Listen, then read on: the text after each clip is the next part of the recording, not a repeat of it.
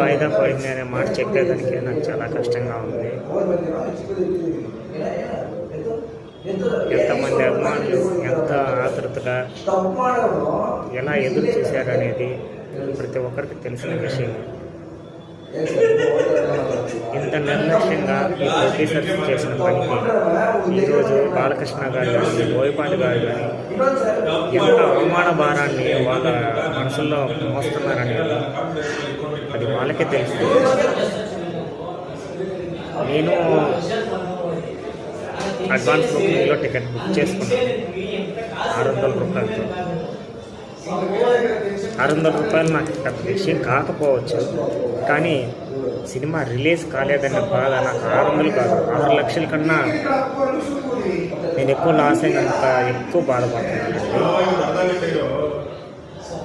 దయచేసి ఈ తప్పుని బాలకృష్ణ గారి మీద బోయపాటి గారి మీద మాత్రం ఎవరు రుద్దకండి.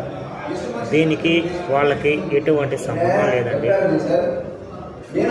ఇది కేవలం ప్రొడ్యూసర్స్ చేసిన మిస్టేక్ మాత్రమేనండి. దయచేసి ఈ విషయాన్ని అర్థం చేసుకోండి. సినిమా ఏ రోజు వచ్చినా కానీ మనం ఇప్పుడు ఎంత ప్రేమగా అయితే ఆ సినిమా కోసం ఎదురు చూసామో అదేవిధంగా మళ్ళీ అదే రీతిలో ఆ సినిమా కోసం మనం ఆ సినిమాకి అదే విధంగా మనం ఏం చెప్పాలి తెలియట్లేదండి. చాలా బాధగా ఉన్నాను నేను నిజంగా. ఈ రోజుకి సినిమా పోస్ట్ పోన్ అయ్యి 3 రోజులు అవుతుంది. ఈ పాటికే ఇండస్ట్రీ హిట్ లెక్కల్ని తిరగరాసి ఉండాల్సిన సినిమా అండి. సరే, జయాలు అంటే ఓటమి గెలుపు అనేది ఏదో రకంగా జరగచ్చు, కానీ ఈ విధంగా కక్షపూరితంగా ఇప్పటికైనా బుద్ధి తెలుసుకోండి. తమిళనాడు వాళ్ళు ఈ విధంగా చేయడం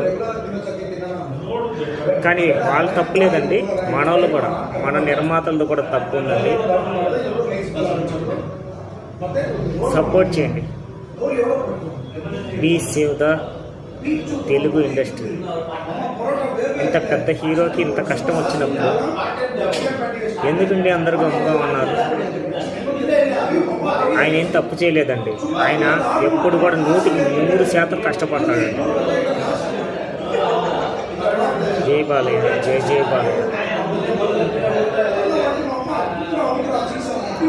చూస్తామండి, ఎప్పటికైనా మన సినిమా విజయవంతంగా సాధిస్తుంది.